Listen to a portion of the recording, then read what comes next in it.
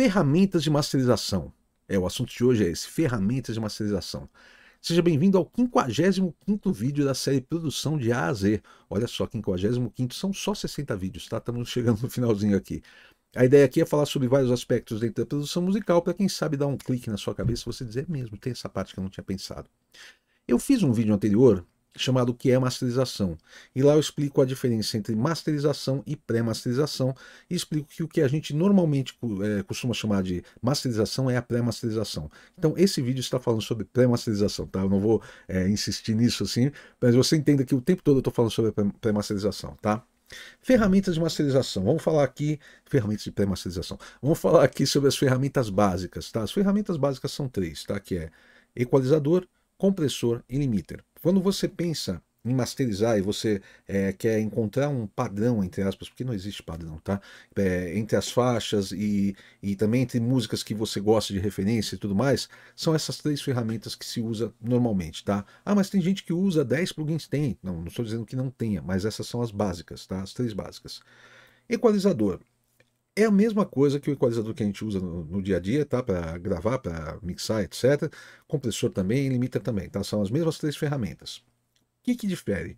Quando você pega um cara que trabalha com masterização analógica, por exemplo, ele tem equipamentos de altíssima qualidade para isso aí. Então ele não vai usar um compressor, sei lá, um DBX, um compressor de $200 para fazer a coisa. Não, ele usa um compressor de $10.000 para fazer. Por que isso? Porque ele quer o máximo de pureza possível. Ele quer que o som que entre seja igual ao som que sai, entendeu? E que só se altere o que você realmente estiver alterando no meio do caminho. Então se usa equipamento de altíssima qualidade. A diferença na forma de usar é bem grande. Por exemplo, vamos dizer que eu estou mixando um metal aqui, eu quero aquele bumbo bem quicado, aquele, sabe, o snapzinho do bumbo bem forte, né, tal. Então é comum eu puxar, às vezes, sei lá, 15 dBs, 18 dBs de 8K, de 5K, 10K, depende de uma frequência aguda ali, para eu ter essa definição. E junto com a música soa bem. Tá? Aquele bumbo do Metallica, sabe? Com aquele agudinho e tal. Junto com a música soa bem. Se você puxar 15 dBs de uma determinada frequência, de um agudo, por exemplo, numa música já mixada, você acaba com a mixagem. Você desequilibra tudo, porque todo aquele agudo vai ser um escândalo, tá? Então, quando se usa equalização em masterização, é sempre de uma forma muito mais sutil.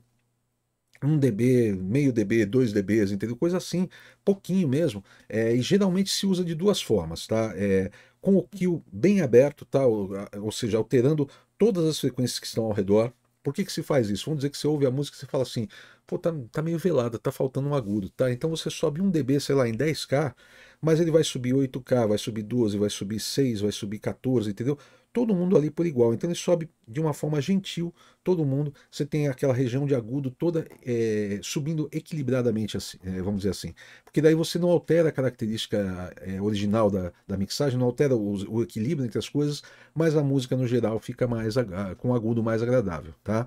Então uma forma de usar é isso, de você deixar o kill bem aberto, alterando bastante as frequências que estão ao redor. E outra coisa é com o kill bem fechado, para você fazer filtros, tá? Às vezes você, não filtros exatamente, mas você poder atenuar algumas frequências. Vamos dizer que tem, sei lá, tá 120 Hz aqui que tá sobrando aqui, tá aqui que tá me incomodando.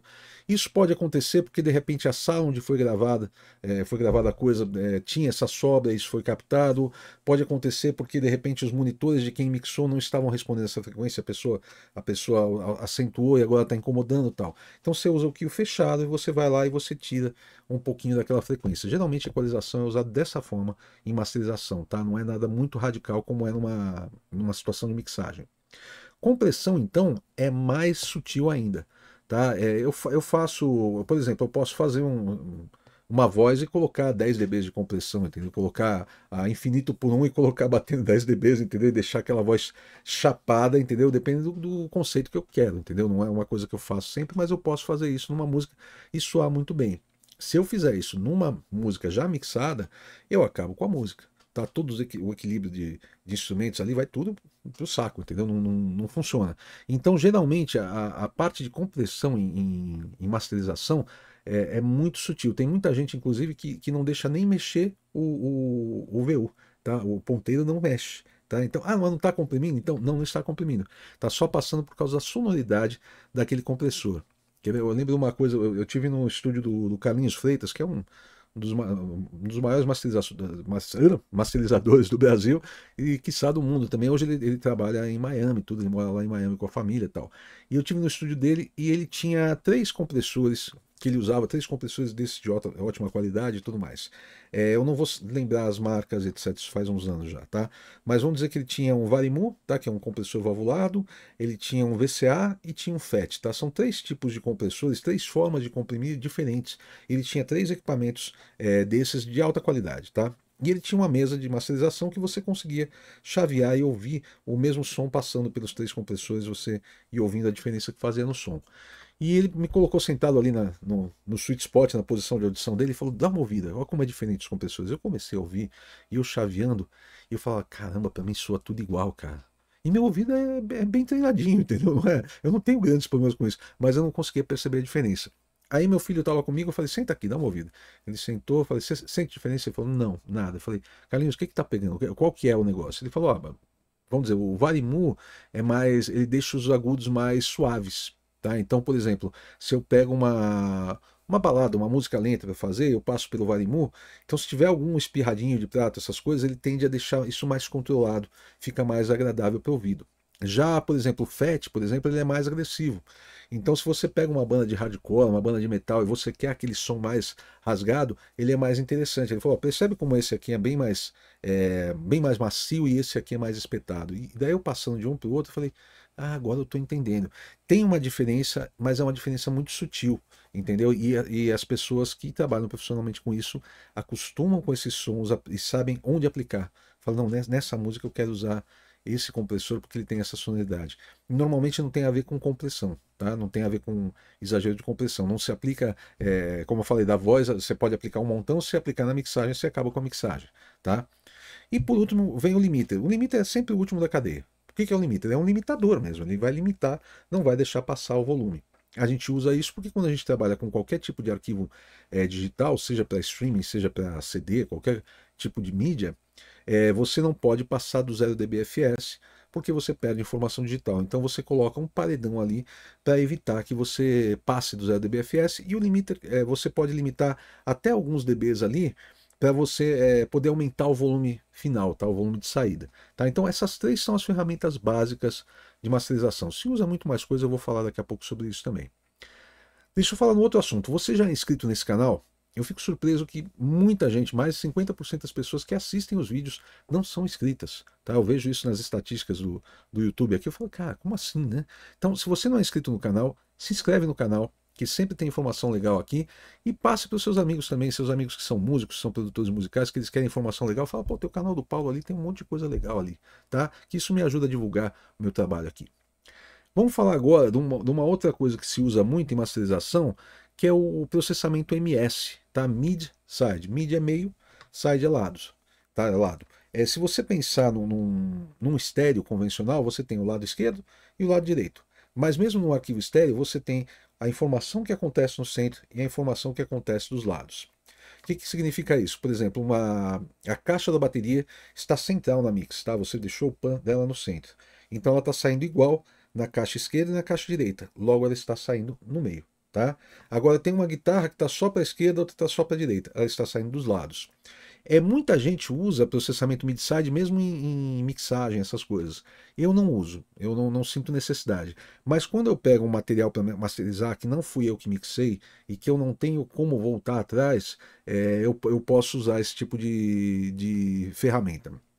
Por exemplo, um compressor mid-side, tá? Então eu pego uma música que de repente eu acho que a caixa não está tão constante quanto poderia estar, tá? E eu coloco um compressor só no meio, a caixa está no meio, e eu comprimo um pouco para a caixa ficar mais presente o tempo todo, tá? Não é o ideal, eu gostaria muito de voltar na mixagem e comprimir somente a caixa, mas às vezes eu não tenho condição. Então eu posso fazer esse tipo de coisa. Ou, por exemplo, eu pego uma situação que a caixa está com brilho legal, a voz está com brilho legal, mas os pratos e guitarras que estão em estéreo está faltando brilho. Então, em vez de eu subir o agudo todo, que daí é alterar voz, caixa, essas coisas, eu subo o agudo só nas laterais. Tá? Então subo lá 1, 2 dBs de agudo nas laterais e os pratos vêm mais, as guitarras vêm mais e eu não altero o centro. Tá? Então isso é para equalização, para compressão, para várias coisas o mid-side serve, sabe? E é uma coisa interessante que eu uso, nesse caso, eu uso para consertar defeitos. Tá? Muita gente usa no dia a dia mesmo. Não, na minha saída master eu tenho um mid-side e não tem certo ou errado, tá? É que eu acho desnecessário. Eu prefiro, assim, eu faço a mixagem como se não fosse ter masterização. A única coisa que eu preciso da masterização mesmo é volume de saída, tá? Mas a questão de equilíbrio de frequências e equilíbrio entre os elementos, tudo mais, eu tenho que fazer muito bem na mixagem. E quando eu vou masterizar, se eu sinto que tem alguma coisa que pode ser melhorada nesse sentido, eu volto na mix. Eu prefiro. Mas, assim, em situações de clientes que mandaram material para eu masterizar, eu uso de vez em quando mid-side, sim.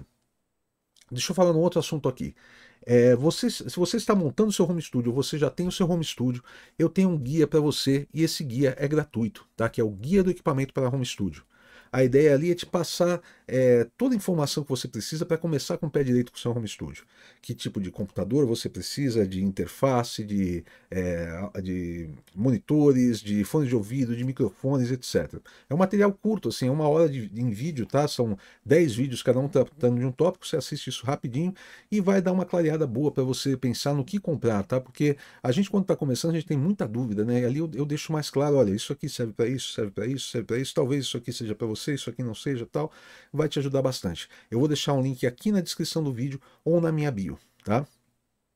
Fala de outras opções, outras coisas que podem ser feitas em masterização. Eu falei do mid-side, por exemplo, você pode usar um de-esser em mid-side, por exemplo. Você pode usar um de-esser em mid-side em vários. Ó, por exemplo, a voz está sibilando. O que é o de-esser? O de-esser é para ele diminuir os S's, sabe? As sibilâncias da voz. Então vamos dizer que o cara me mandou um material que tá legal, eu ouvi tudo, mas a voz está sibilando. Eu pego um de-esser em mid-side e eu vou tirar só o S do centro, tá? De onde está a voz. E não mexo nos pratos, etc. Tá? Ou o contrário também. Pode acontecer dos pratos estarem espirrados pra caramba e a voz está num lugar legal. Aí eu pego e coloco ele em mid-side para trabalhar só os lados e eu vou usar um de-esser ali dos lados, tá? Isso é uma coisa que você pode fazer. Você pode usar expansor estéreo, por exemplo. A música está toda meio monaural, isso está incomodando um pouco e você pode abrir um pouquinho o estéreo com muito cuidado para você não mudar demais também a característica da mixagem, tá? Porque quando você abre o estéreo também tende a afundar o que está no meio, tá? Então sempre com muita, tudo que você faz em masterização é com parcimônia, com cuidado, tá? Que mais que você pode fazer aqui? Você pode usar algumas coisas que deem características harmônicas, tá?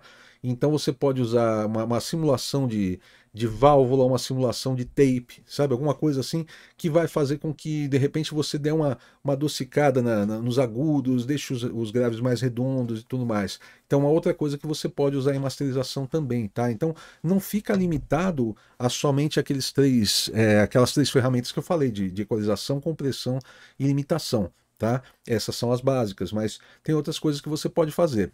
Eu não começaria por aí. Tá? Por exemplo, outra coisa é compressão por banda de frequência. Tá? Você pode ter uma compressão que está atuando nos graves, nos médio graves, médio agudos e agudos. Porque de repente você tem uma música que está meio desequilibrada, às vezes tem umas frequências que estão saltando tal, aí ele vai comprimir só aquela região de médio grave e tal, e só a região de grave separado tal, e você vai ter um som mais legal. Mas eu não começaria por aí, eu não começaria colocando 10 plugins e vendo e ouvindo com esses 10 plugins. Eu não acho que essa seja a melhor forma de começar. A melhor forma de começar é você ouvir a música e você tirar suas conclusões. Você fala assim, não, aqui está faltando isso, está sobrando aquilo, como é que eu resolvo? Tá? Eu sempre tento passar para vocês formas de vocês raciocinarem, chegarem a conclusões e aí aplicarem o que vocês conhecem para resolver o problema. É diferente de eu dizer para vocês aqui, ó, tem esse preset aqui, usa isso que vai ficar ótimo. Porque isso não existe, tá? Não tem, infelizmente não tem como. Eu adoraria chegar para você e falar assim, usa esse negócio aqui que a tua mix fica ótima, sabe? Porque daí eu ia fazer música e não ia fazer mix, tá? Eu vou tocar meu baixo aqui, ficar feliz aqui, tal. Mas não existe, tá? Não existe mesmo. Então você tem que tirar conclusões a partir do que você está ouvindo. Você, seja como produtor musical, como engenheiro de som, você é pago ou não pago para você tirar conclusões a respeito das coisas e você usar o seu conhecimento para poder resolver. Tá? Então, quando eu pego uma masterização para fazer, já aconteceu de tudo um pouco, que você pensar, que eu falo assim, não, aqui tá faltando isso, eu vou tentar, eu tento, e aí eu tive minhas conclusões, pô, ficou bom ou não ficou bom, entendeu? Ah, vou usar ou não vou usar. Tá? Então, não se limite somente no equalizador, compressor e limiter, mas também não pira, tá? Não pira, porque se a mix não tá boa, cara, não é a máscara que vai resolver, tá bom?